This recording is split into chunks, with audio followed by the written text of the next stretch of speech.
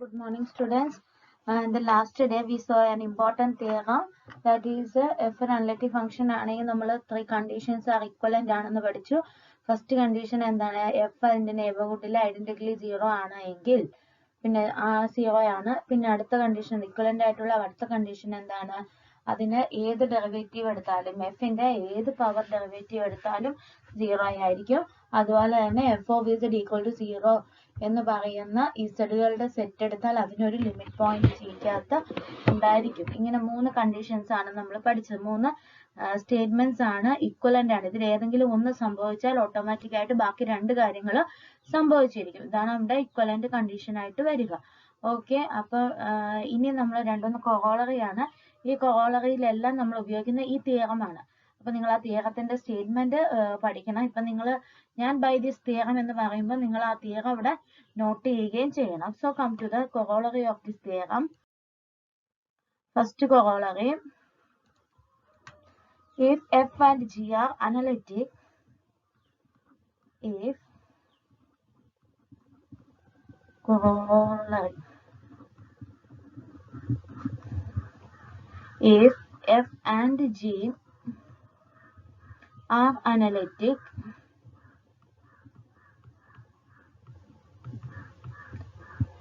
on a region G, on a region G, then f is identically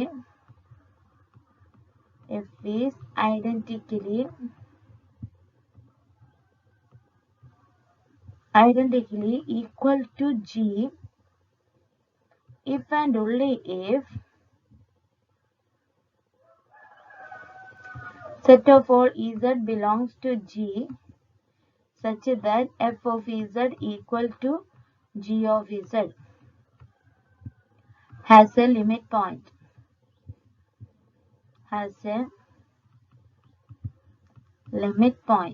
So this is the corollary. F G എന്ന് പറയുന്ന ഒരു region ഒരു open connected set ആണ്. അതിൽ define ചെയ്യപ്പെട്ടിരിക്കുന്ന രണ്ട് functions ആണ് F and G. Both are analytic function. Then F is identically equal to G if and all, അതായത് എഫും ജിയും ഒരേ ഫംഗ്ഷൻ ഐഡന്റിക്കലി രണ്ടും സെയിം ഫംഗ്ഷൻ ആകണമെങ്കിൽ ഇഫ് ആൻഡ് ഓൺലി ഇഫ് ഈ സെറ്റിനകത്ത് കുറെ പോയിന്റ്സുകൾ ഉണ്ടാവില്ല. ആ പോയിന്റ്സുകളിൽ എവിടെയൊക്കെ എഫിന്റെ വാല്യൂവും ജിയുടെ വാല്യൂവും ഇസഡ് സെയിം ആകുന്നുണ്ടെന്ന് നോക്കുക. അങ്ങനെയുള്ള ഇസഡിന്റെ സെറ്റ് എടുക്കുക, അങ്ങനെയുള്ള പോയിന്റ്സുകളുടെ സെറ്റ് എടുക്കുക. ഈ സെറ്റിന് എന്തുണ്ടാവണം?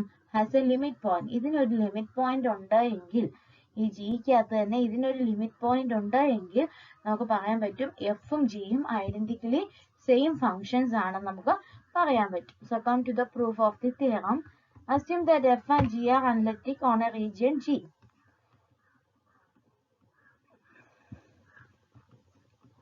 Assume that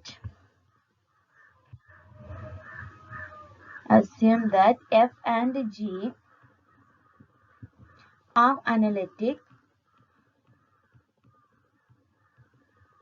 on a region G. So we are going to define a function. Let h of z equals f of z minus g of z. So we need, നമുക്ക് എന്താ ശരിക്കും prove ചെയ്യേണ്ടത്? f is identically equal to g എന്ന്, അതായത് f equal to g. അപ്പൊ h of z equal to 0 എന്ന് കിട്ടിയാൽ നമുക്ക് f equal to g എന്ന് കിട്ടൂല. Then by theorem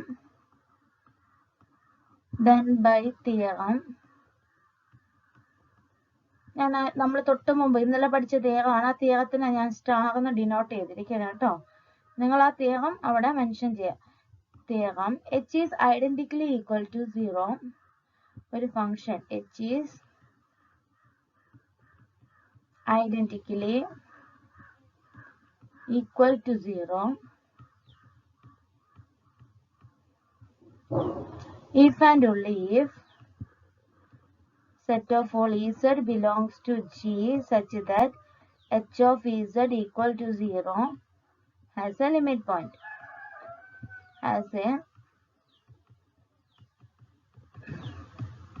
ഇപ്പം h of z 0 ആകുന്ന സെറ്റുകളുടെ കളക്ഷന് ഒരു ലിമിറ്റ് പോയിന്റ് ഉണ്ട് എങ്കിൽ h എന്ന് പറയുന്നത് ഐഡന്റിക്കലി ഈക്വൽ ടു 0 ആണ്. ഇതും if and only if condition തന്നെയാണ്. നമുക്ക് if and only if അങ്ങോട്ടും ഇങ്ങോട്ടും പ്രൂവ് ചെയ്യാം.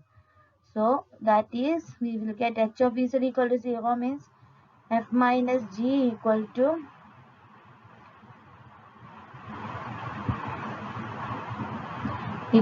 zero, identically equal to 0 if and only if set of all z belongs to g such that f of z minus g of z is equal to 0 has a limit point.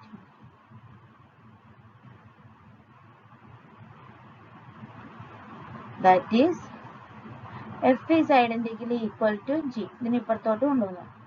If and only if set of all z belongs to g such that f of z is identically equal to g of z. ഇതിനെ ഇപ്പുറത്തേക്കും കൊണ്ടുവന്നു. Has a limit point. Hence the corollary. Now come to the next corollary.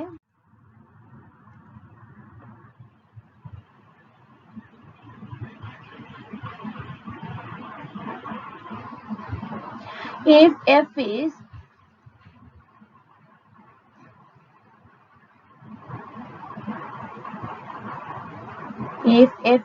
analytic on an open connected set G,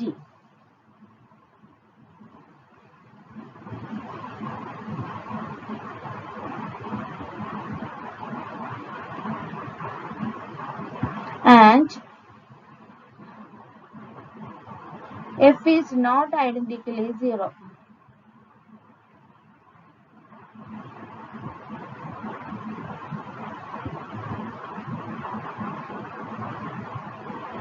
F identically 0 alla. Then for each a in G, then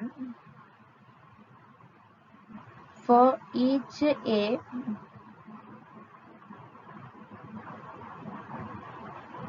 in G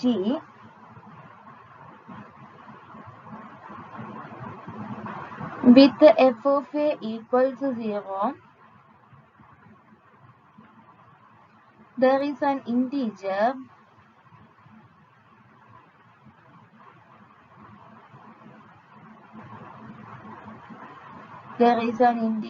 n greater than or equal to 1 and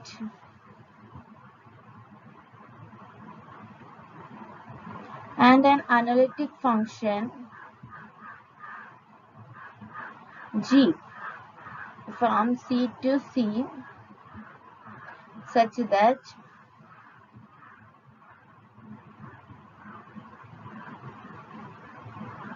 g of a is not equal to 0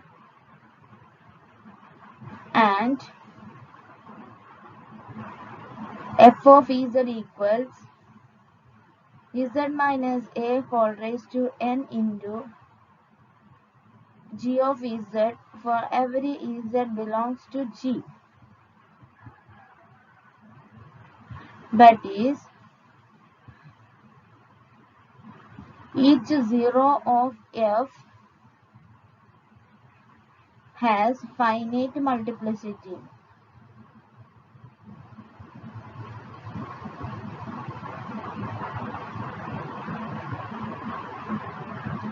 So this is the corollary. Corollary പറയുന്നത് എന്താണെന്ന് ശ്രദ്ധിച്ചേ. If f is analytic on an open connected set G.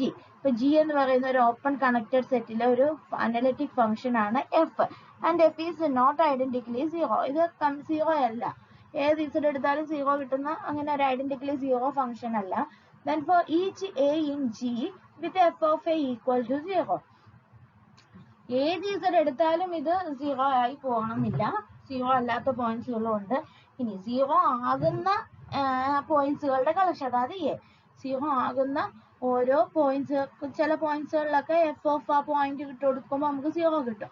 അങ്ങനെയുള്ള പോയിന്റ്സിന്റെ collection, അങ്ങനെയുള്ള എകളുടെ collection with f of a equal to 0, there exists an integer n greater than or equal to 1 and an analytic function G. ഏത് A എടുത്താലും F of ഇതൊരു particular A എന്ന് വിചാരിക്കുക. ഇതിന് എക്ക് F of എടുക്കുമ്പോൾ 0 കിട്ടിയാൽ നമുക്ക് ഒരു പർട്ടിക്കുലർ n കിട്ടും സച്ച് ദാറ്റ് ഒരു എണ്ണും ഉണ്ടായിരിക്കും ഒരു അനലിറ്റിക് ഫംഗ്ഷനും ഉണ്ടായിരിക്കും. ആ g എന്നുള്ള ഒരു അനലിറ്റിക് ഫംഗ്ഷൻ എവിടെ ഇതിന് g ഓഫ് a ഈ പോയിന്റിൽ 0 ആകില്ല. അതിനർത്ഥം എന്താണ്? f ഇവിടെ 0 ആയാൽ ഇനി എഫിന്റെ അടുത്ത 0 ഇവിടെ ഒരു പോസിറ്റീവ് ഇന്റീജർ n ഉണ്ടായിരിക്കും. അത് ഇതിന്റെ മൾട്ടിപ്ലിസിറ്റി ആയിരിക്കും. അതായത് ഒരു ഫൈനൈറ്റ് മൾട്ടിപ്ലിസിറ്റി ഉണ്ടാവുള്ളൂ. എഫിന് ഇതൊരു 0 ആണ് എങ്കിൽ അതൊരു ഫൈനൈറ്റ് നമ്പർ ഓഫ് ടൈംസേ അവിടെ ഉണ്ടാവുള്ളൂ. വേറൊരു ഫംഗ്ഷൻ എടുത്താൽ -a സ്പ്ലിറ്റ് ചെയ്യുന്ന ഒരു ഫംഗ്ഷൻ എടുത്താൽ g ഓഫ് a എന്ന് പറയുന്നത് നോട്ട് ഈക്വൽ ടു 0 ആയിരിക്കും. ഇൻഫിനിറ്റ് ടൈംസ് ഒരു 0 എന്തായിരിക്കില്ല, ഒരു അനലിറ്റിക് ഫംഗ്ഷന് ഒരു 0 ഇൻഫിനിറ്റ്ലി മെനി ടൈംസ് 0 ആയിട്ട് വരില്ല ഒരു പോയിന്റ്. അതൊരു ഫൈനൈറ്റ് നമ്പർ ഓഫ് ടൈംസ്, അതായത് ഒരു പർട്ടിക്കുലർ n ടൈംസ് ആ a എന്നുള്ളത് 0 ആയിട്ട് വരുള്ളൂ. ഓക്കെ, ഇതാണ് നമ്മുടെ തിയറം അല്ല corollary. Now come to the proof of the theorem. Assume that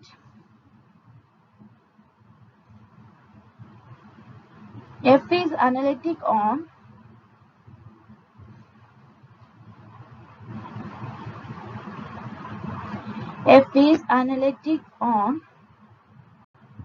an open connected set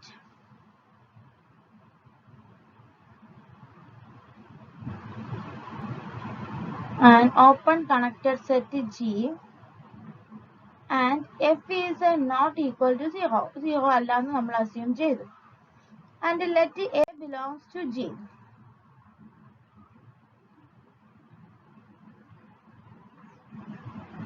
With f of a equal to 0. അതായത് fന്റെ ഒരു 0 ആണ് a എന്ന് പറയുന്നത്.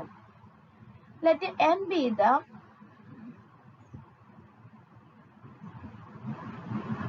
largest integer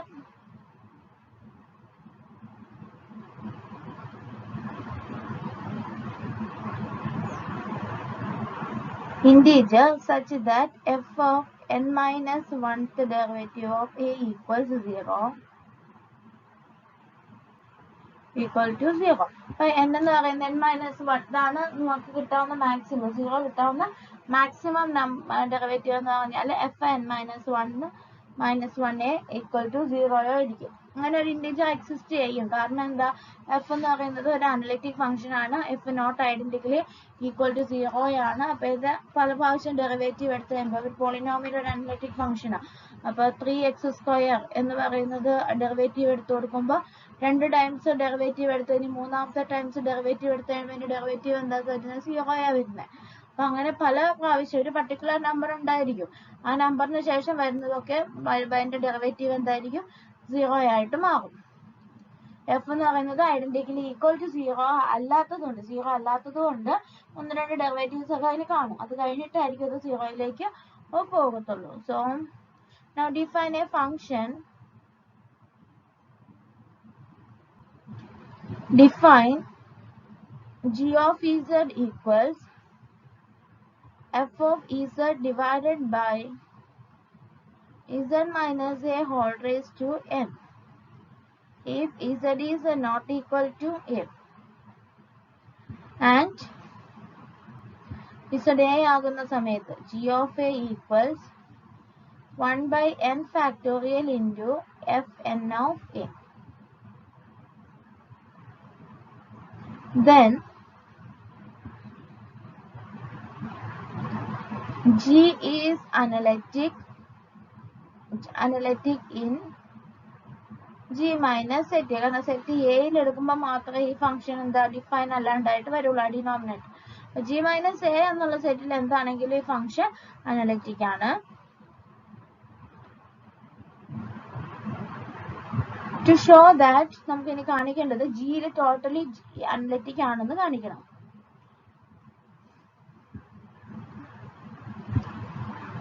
To show that G is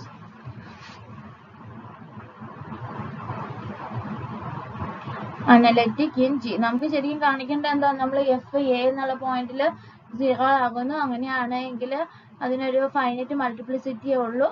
ബാക്കി F of ഇസഡിന്റെ form എന്ന് പറയുന്നത് z minus a whole raised to n into g of z, where g of z is an analytic function in G. അപ്പൊ ഈ G of Z ആണ് നമ്മൾ analytic ആണെന്ന് ആദ്യം നമ്മൾ പ്രൂവ് ചെയ്തെടുക്കുന്നത്.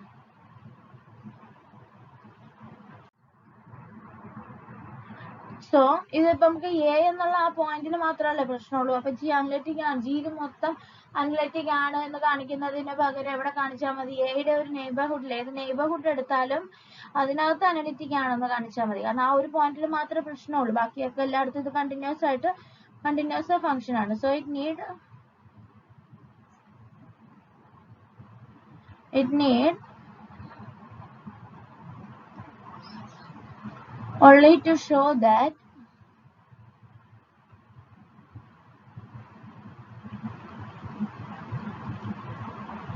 G is analytic in a neighborhood of A.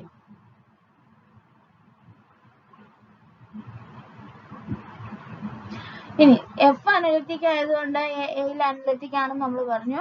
F analytic ആയതുകൊണ്ട് എഫിന് എന്തായിരിക്കും, ഒരു പവർ സീരീസ് എക്സ്പാൻഷൻ ഉണ്ടായിരിക്കും. അപ്പൊ ജി അനലിറ്റിക് ആണെന്ന് കാണിക്കാൻ വേണ്ടി നമുക്ക് എന്ത് ചെയ്താൽ മതി, ജിക്കും ഒരു പവർ സീരീസ് എക്സ്പാൻഷൻ എക്സിസ്റ്റ് ചെയ്യുന്നുണ്ടെന്ന് നമുക്ക് പ്രൂവ് ചെയ്തെടുത്താൽ മതി. So since F is analytic,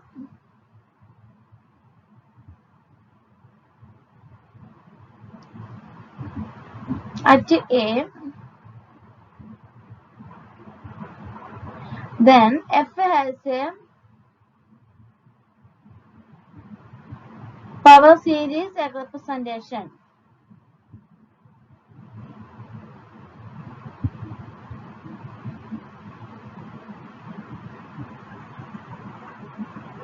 About A, അതായത് A സെന്റർ ആക്കി എഫിന് ഒരു പവർ സീരീസ് എക്സ്പാൻഷൻ ഉണ്ടാവും.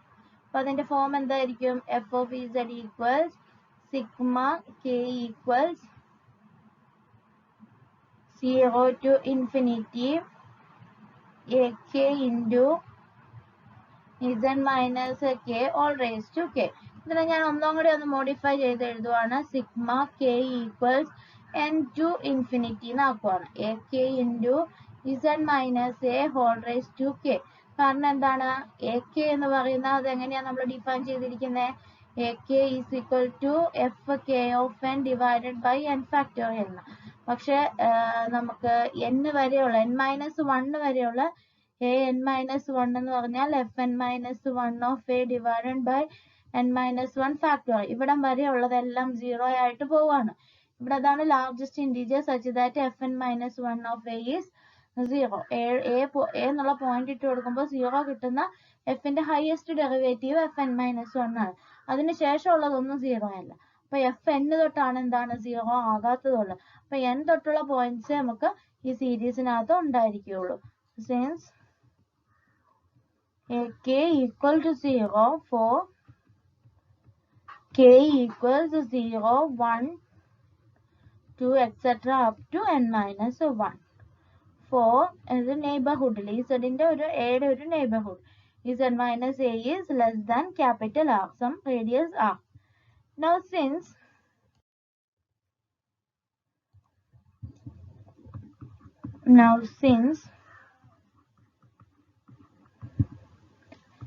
g of z equals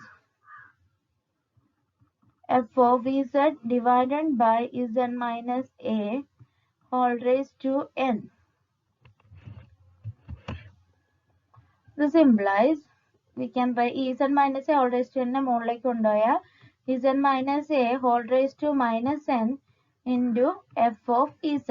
ഇനി f of z നെ നമ്മളിപ്പോൾ ഒരു എക്സ്പാൻഷൻ എഴുതി വെച്ചിട്ടുണ്ട്, അത് സബ്സ്റ്റിറ്റ്യൂട്ട് ചെയ്താൽ z minus a whole raised to minus n into sigma k equals n to infinity ak into z minus a whole raised to k. That is g of z equals ഈ z minus a കൂടെ ഉള്ളിലേക്ക് കയറ്റിയാൽ, power സീരീസിന്റെ ഉള്ളിലേക്ക് കയറ്റിയാൽ sigma k equals n to infinity ak into z minus a whole raised to k plus minus n, അതായത് k minus n for z not equal to a. Okay, and for in the region mod z minus a less than r. അപ്പൊ നോക്കിയേ, അപ്പൊ z not equal to എക്കകത്ത് നമുക്ക് g of z ഒരു valid ആയിട്ടുള്ള power series expansion കിട്ടുന്നുണ്ട്. അപ്പൊ ജിയിൽ അത് അനലിറ്റിക് ആണ്. ജിയുടെ നെയ്ബർഹുഡിൽ അനലിറ്റിക് ആണ്. കാരണം ആകെ ആർബിട്രറി ആയിട്ട് എടുത്തേക്കുന്നതാണ്. എയുടെ ഏത് നെയ്ബർഹുഡ് എടുത്താലും നമുക്ക് ഇത് അനലിറ്റിക് ആണെന്ന് കിട്ടി. ഇനി നമുക്ക് എന്താ ചെയ്യേണ്ടത്? ഇത് z not equal to a എന്നുള്ള പോയിന്റിൽ വെച്ചിട്ടാണ് നമ്മൾ എടുത്തിരിക്കുന്നത്.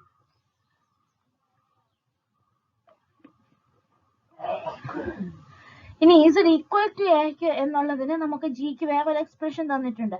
ആ എക്സ്പ്രഷൻ വെച്ച് നോക്കിയാൽ നമുക്ക് എന്ത് കിട്ടണം? ഒരു പവർ സീരീസ് എക്സ്പാൻഷൻ കിട്ടണം. Now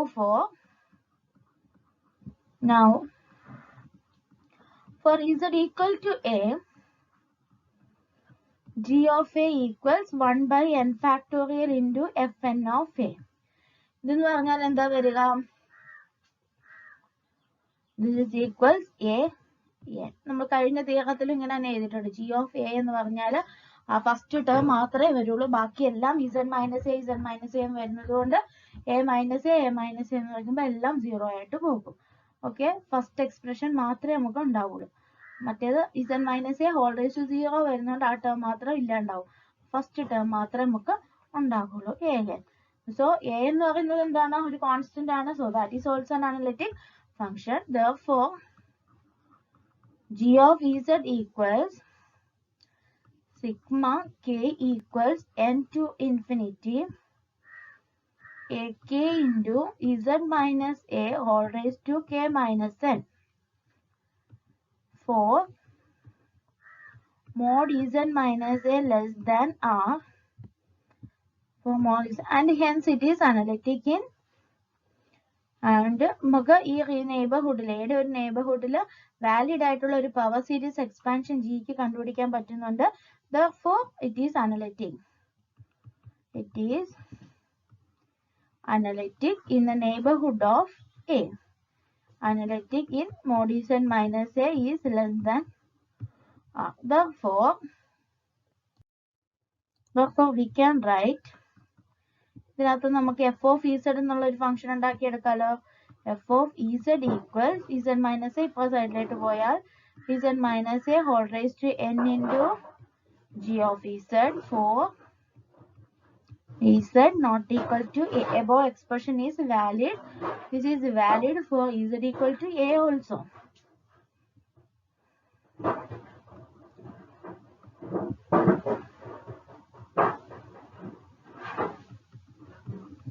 Expression is valid for z equal to a. Also z equal to a വരുമ്പോൾ നമുക്ക് a n എന്നുള്ള ടേം കിട്ടും. പവർ സീരീസിലേക്ക് മാറ്റി എഴുതി കഴിയുമ്പോൾ. Therefore f of z equals z minus a whole raised to n into g of z for all z belongs to g. ബാക്കി എല്ലായിടത്തും ആ ഏടെ ഒരു നെയ്ബർഹുഡിലെ പ്രശ്നം ഉണ്ടായിരുന്നുള്ളൂ.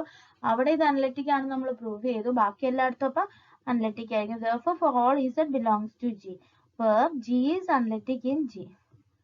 Where g അനലിറ്റിക് ആണെന്ന് നമ്മൾ പ്രൂവ് ചെയ്തു. g is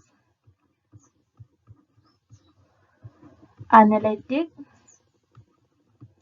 in g and g of a യുടെ വാല്യൂ എന്താ വരിക? g of a is fn of a divided by n factorial, and this is not equal to 0. n minus 1 വരെ 0 ആവുന്നുള്ളൂ. fn 0 ആവുന്നില്ല. This is not equal to 0. So hence the proof of the cohort. Okay, thank you all.